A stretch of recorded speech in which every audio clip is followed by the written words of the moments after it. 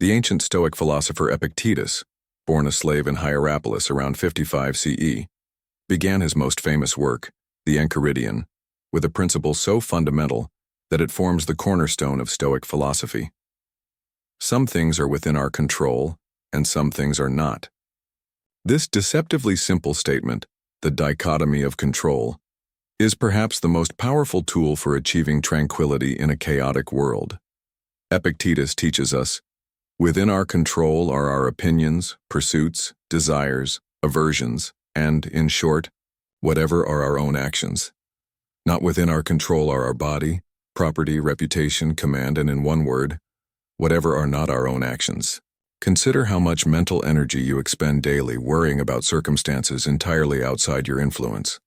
The weather, other people's opinions, economic fluctuations, or past events that cannot be changed. This misplaced focus is the source of nearly all human suffering. When you fully internalize the dichotomy of control, you begin to redirect your energy exclusively toward what you can influence. Your judgments, your actions, your virtues.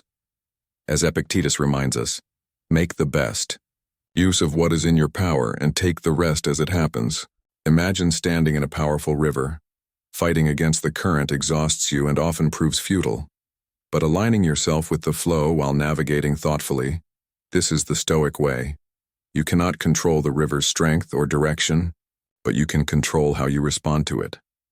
In modern life, this principle manifests constantly. You cannot control whether you face traffic on your commute, but you can control your reaction to it. Will you rage and stress, or will you use that time for reflection or learning? You cannot control if your proposal at work is rejected, but you can control the quality of your work and how you respond to criticism. The liberation in this principle is profound. By focusing exclusively on what you can control, you reclaim your power and peace of mind. Nothing can truly affect you when you understand that external events themselves have no inherent power over your well-being. Only your judgments about them do. As you move through your day, practice asking, is this within my control? If not, practice the art of acceptance. If yes, exercise your agency wisely. This simple distinction, when applied consistently, transforms your experience of life itself. Begin each day by telling yourself, today I shall be meeting with interference, ingratitude, insolence, disloyalty, ill will, and selfishness. These words from Marcus Aurelius introduce us to one of Stoicism's most powerful psychological techniques, premeditatio malorum, or the premeditation of evils. This practice isn't pessimism, it's preparation. By mentally rehearsing potential challenges, you remove their power to disturb you when they actually occur. Seneca advised, "He who has anticipated the coming of troubles takes away their power when they arrive."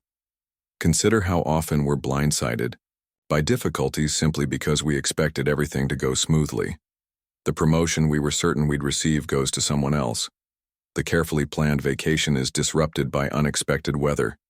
The relationship we thought was solid suddenly faces a crisis. These situations devastate us not merely because they're difficult, but because we never prepared ourselves for their possibility.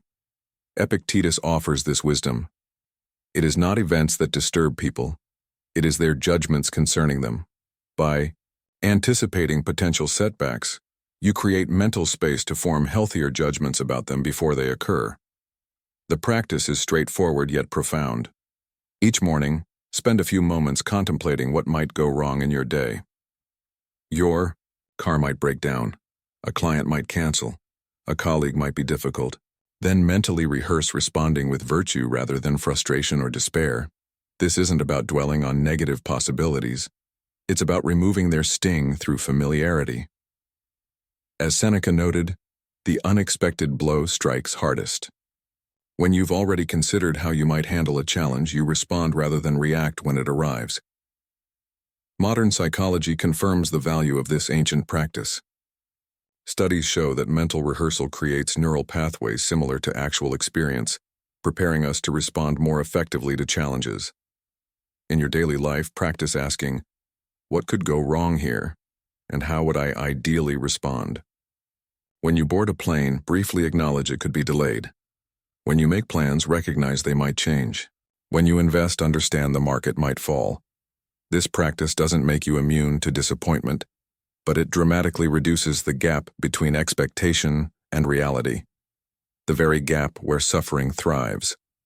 By anticipating adversity, you develop resilience that allows external events to slide off you like water from stone. You are a little soul carrying around a corpse, Epictetus once remarked, inviting us to step outside our limited perspective and view ourselves from a cosmic vantage point. This practice, known as the view from above, was a cornerstone of Stoic contemplation, allowing practitioners to transcend petty concerns by expanding their perspective. Marcus Aurelius regularly engaged in this exercise, writing, "Survey the circling stars, as though yourself were in mid-course with them." He understood that our troubles shrink when viewed against the vast backdrop of the cosmos and the immensity of time. Consider your most pressing concern right now. Perhaps it's a conflict at work, financial stress, or relationship difficulties. Now imagine viewing Earth from space, seeing continents rather than countries, oceans rather than beaches. Zoom out further until our planet becomes a pale blue dot in an incomprehensibly vast universe. From this perspective, how significant is that meeting you're dreading, or that criticism that wounded you? This isn't about dismissing your concerns as meaningless, but rather placing them in their proper context. Seneca reminds us, "We are waves of the same sea, leaves of the same tree, flowers of the same garden." When we expand our perspective, we recognize our interconnectedness with all things and the transient nature of our individual troubles. The view from above also extends through time. Marcus Aurelius practiced remembering those who came before. Alexander the Great and his mule driver both died, and the same thing happened to both. He understood that time eventually claims all things, rendering most of our anxieties ultimately insignificant. In modern life, this principle offers profound relief from the tyranny of the immediate. That embarrassing moment in a meeting, that argument with your spouse, that financial setback, when viewed from above, these events reveal themselves as mere moments in a vast cosmic drama. Practice this perspective shift regularly. When caught in traffic, imagine viewing the city grid from above, seeing the patterns of movement. When embroiled in conflict, mentally step back to see all parties as fellow humans with their own struggles. When facing a setback, consider how it will appear in a month, a year, a decade. This cosmic perspective doesn't eliminate challenges, but it transforms how they affect you. As Epictetus taught, it is not what happens to you, but how you react to it that matters. When you view life from above, you develop an unshakable equanimity that allows you to navigate any circumstance with grace and wisdom. Do not seek for things to happen the way you want them to. Rather, wish that what happens happen the way it happens. Then you will be happy. In these words, Epictetus introduces us to one of Stoicism's most profound concepts, amor fati, the love of fate. This principle transcends mere acceptance of circumstances.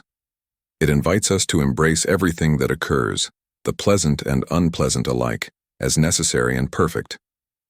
Friedrich Nietzsche, deeply influenced by Stoicism, described it as not merely bearing what is necessary, but loving it.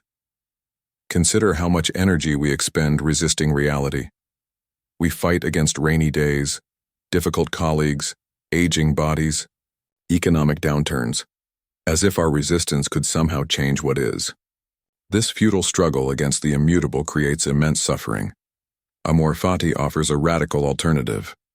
What if every event in your life, every challenge, setback, and disappointment was exactly what you needed for your growth? What if, instead of asking, "Why is this happening to me?" you asked, "What is this teaching me?" Marcus Aurelius embodied this principle when he wrote, "Everything that happens is either endurable or not. If it's endurable, then endure it. If it's unendurable, then stop complaining. Your destruction will mean its end as well." This isn't fatalism or resignation. It's a dynamic acceptance that allows you to work with reality rather than against it. When you love what happens, You transform obstacles into opportunities and resistance into flow. In practice, amor fati means meeting each moment with a wholehearted yes. It means finding value in illness, seeing opportunity in job loss, discovering growth in relationship challenges.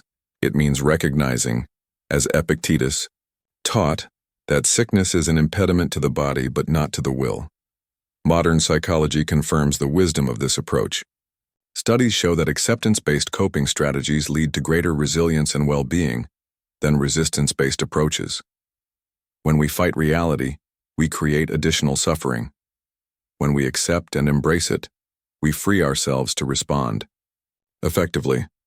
Begin practicing amor fati with small annoyances, traffic jams, rainy days, minor inconveniences.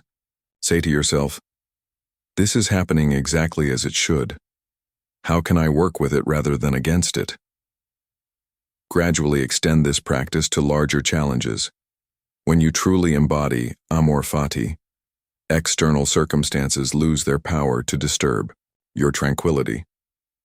As Epictetus promised, make the best use of what is in your power and take the rest as it happens. In loving what happens, you discover an unshakable freedom that no external event can diminish. Remember that all we have is on loan from fortune, which can reclaim it without our permission, indeed without even advance notice.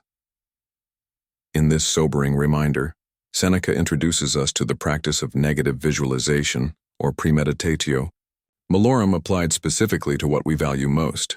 This powerful Stoic exercise involves regularly contemplating the temporary nature of everything we cherish, our possessions, relationships, health, and even life itself. By imagining their loss, we cultivate profound gratitude for their presence and prepare ourselves for their inevitable departure. Epictetus advised, "When you are delighted with anything, be delighted as with a thing which is not one of those which cannot be taken away." He taught his students to look at their loved ones and silently remind themselves, "Tomorrow you may die."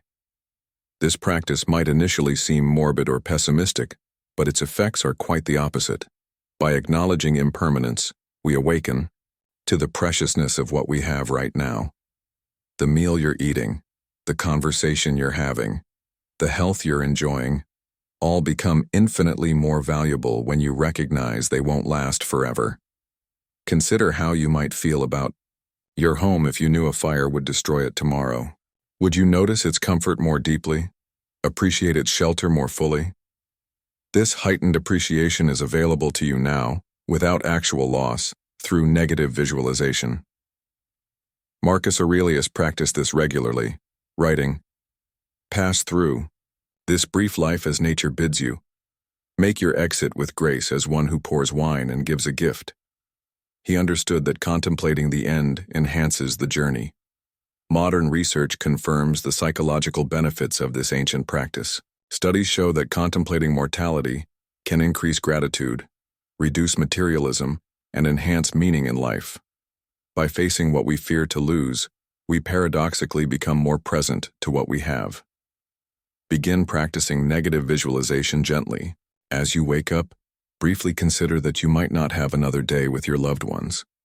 Before work, acknowledge that your career could end unexpectedly. While enjoying good health, recognize its fragility. This practice doesn't make you immune to loss when it occurs, but it does transform your relationship with everything you value. As Seneca advised, "Let us prepare our minds as if we'd come to the very end of life. Let us postpone nothing. Let us balance life's books each day." When you regularly contemplate what you might lose, you develop a resilience that comes not from hardening yourself against loss, but from fully appreciating what you have while you have it. This grateful presence becomes an unshakable foundation that external events cannot disturb. You have power over your mind, not outside events. Realize this and you will find strength. With these words, Marcus Aurelius introduces us to the concept of the inner citadel, the fortress of the mind that remains impregnable regardless of external circumstances. The Stoics understood that true freedom and security come not from controlling the outside world, but from mastering our internal responses. Epictetus, who spent his early life as a slave, knew this intimately. Make the best use of what is in your power and take the rest as it happens. Consider how often we feel victimized by circumstances. Traffic makes us angry, criticism makes us defensive, rejection makes us despondent. In each case, we surrender control of our mental state to external triggers, as if we have no choice in our responses. The inner citadel represents the Stoic alternative, a cultivated inner space where reason governs emotion, where principles outweigh impulses, and where tranquility remains possible regardless of external chaos. It is, as Seneca described, an impregnable stronghold since they have made themselves indifferent to both to fire and sword. Building this inner citadel requires daily practice. Each time you face a challenging situation, pause to recognize that the event itself has no inherent power over your mind. The power lies in your interpretation.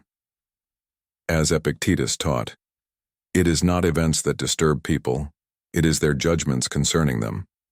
This doesn't mean suppressing emotions or adopting a cold detachment. Rather, it means developing the capacity to experience emotions without being controlled by them. You can feel anger without acting in anger, experience fear without being paralyzed by it, face disappointment without being defined by it. Marcus Aurelius practiced strengthening his inner citadel through daily reflection. When you wake up in the morning, tell yourself the people I deal with today will be meddling, ungrateful, arrogant, dishonest, jealous, and surly. By mentally preparing for challenges, he fortified his responses before facing them. In modern life, this principle offers profound freedom. When a colleague criticizes your work, your inner citadel allows you to evaluate the feedback objectively, rather than reacting defensively. When plans fall through, it helps you pivot gracefully rather than despairing. When facing loss, it provides a stable foundation amidst grief. Begin building your inner citadel by observing the gap between stimulus and response in daily life. When something triggers an emotional reaction, pause and ask, is this interpretation serving me? Do I want to grant this event power over my peace of mind? As you strengthen this practice, you'll discover what Epictetus promised. No one can hurt you without your consent.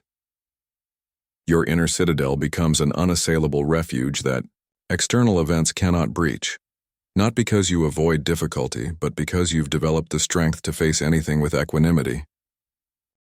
Meditate often on the interconnectedness and mutual interdependence of all things in the universe. With this instruction, Marcus Aurelius introduces us to the Stoic concept of sympathia, the understanding that we are not isolated individuals, but integral parts of a greater whole. This principle recognizes that all things, humans, animals, plants, even inanimate objects, are connected in a vast cosmic web. As Marcus elaborated, we are made for cooperation, like feet, like hands, like eyelids, like the rows of the upper and lower teeth. To act against one another, then, is contrary to nature. Consider how modern science confirms this ancient wisdom. Ecology reveals how ecosystems function as integrated wholes. Physics demonstrates that seemingly separate objects are manifestations of underlying energy fields. Even our bodies are not truly separate entities but communities of trillions of microorganisms working in concert. Epictetus expressed this interconnection through social relations. Remember that you are an actor in a drama, of such a kind as the author pleases to make it.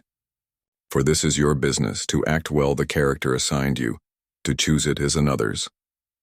This perspective transforms how we relate to others and to the world. When you truly understand sympathia, you recognize that harming others ultimately harms yourself, just as the right hand would not intentionally injure the left. You see that environmental destruction is self-destruction. You understand that social divisions weaken the whole of which you are part.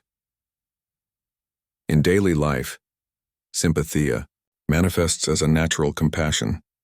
When you see a stranger struggling, you recognize a fellow part of the same whole. When you witness suffering, you feel it as your own because, in a profound sense, it is. As Seneca advised, wherever there is a human being, there is an opportunity for kindness. This principle also offers perspective on personal challenges. Your difficulties are not merely individual burdens but part of the greater patterns of human experience. As Marcus reminded himself, that which is not good for the beehive cannot be good for the bee.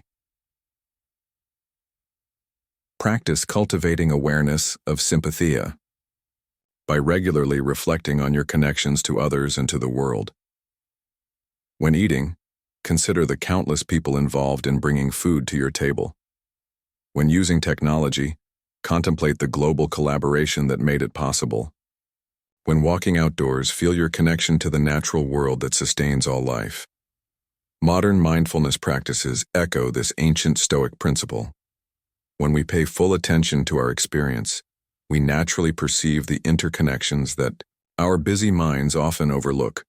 We recognize that our actions create ripples that extend far beyond our immediate perception. Epictetus taught that this understanding leads to proper conduct. What is the first business of one who practices philosophy? To get rid of self-conceit, for it is impossible for anyone to begin to learn that which he thinks he already knows. When we truly grasp sympathia, we approach life with humility, recognizing our place as both significant and small within the cosmic whole. This principle doesn't diminish your individuality, it contextualizes it. You matter profoundly, not as an isolated self, but as an integral thread in the fabric of existence. Your actions matter not just for their immediate effects, but for how they influence the whole. By embracing sympathia, you develop a resilience that comes from knowing you are never truly alone. As Marcus Aurelius wrote, all things are implicated with one another, and the bond is holy. This awareness creates an unshakable foundation that allows you to face any circumstance with the knowledge that you are part of something greater than yourself. As we conclude our exploration of Stoic wisdom, we turn to 3 final principles that, when integrated with the previous 7, create an unassailable fortress of tranquility. Memento mori. Remember death. You could leave life right now. Let that determine what you do and say and think. With these words, Marcus Aurelius reminds us of perhaps the most powerful Stoic contemplation. Memento mori. Remember that you are mortal. This practice isn't meant to induce fear or morbidity, but rather to instill urgency and perspective. When you regularly contemplate your finite existence, trivial concerns fall away. Petty grievances, status anxiety, and material obsessions reveal themselves as distractions from what truly matters. Seneca observed, "It takes the whole of life to learn how to live, and, what will perhaps make you wonder more, it takes the whole of life to learn how to die." By keeping death in mind, you paradoxically learn to live more fully. You prioritize virtue over convenience, meaning over distraction, and authentic relationships over superficial connections. In practice, memento mori means regularly asking, if this were my last day, would I spend it this way? Would these concerns matter? Would I speak these words? This contemplation doesn't lead to recklessness but to clarity about what constitutes a life well lived. Voluntary discomfort, building resilience through challenge. Set aside a certain number of days during which you shall be content with the scantiest and cheapest fare with coarse and rough dress, saying to yourself the while, "Is this the condition that I feared?" In this exercise, Seneca introduces the practice of voluntary discomfort, deliberately embracing challenging conditions to build resilience. The Stoics understood that comfort dependency weakens us. By regularly practicing voluntary hardship, cold, showers, fasting, simple clothing, sleeping on a hard surface, we develop immunity to discomfort and confidence in our ability to thrive under any circumstances. Epictetus, who experienced extreme hardship as a slave, taught, "Difficulties show a person's character.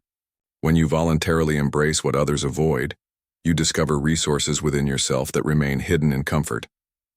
You develop what the Stoics called the inner citadel, a place of strength that external circumstances cannot breach."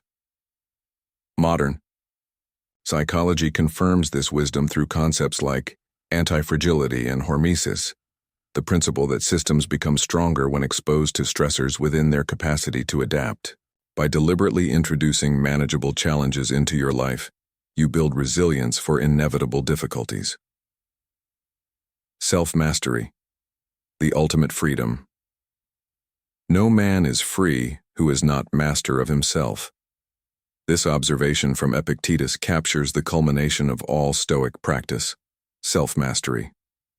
True freedom comes not from external permission, but from internal discipline.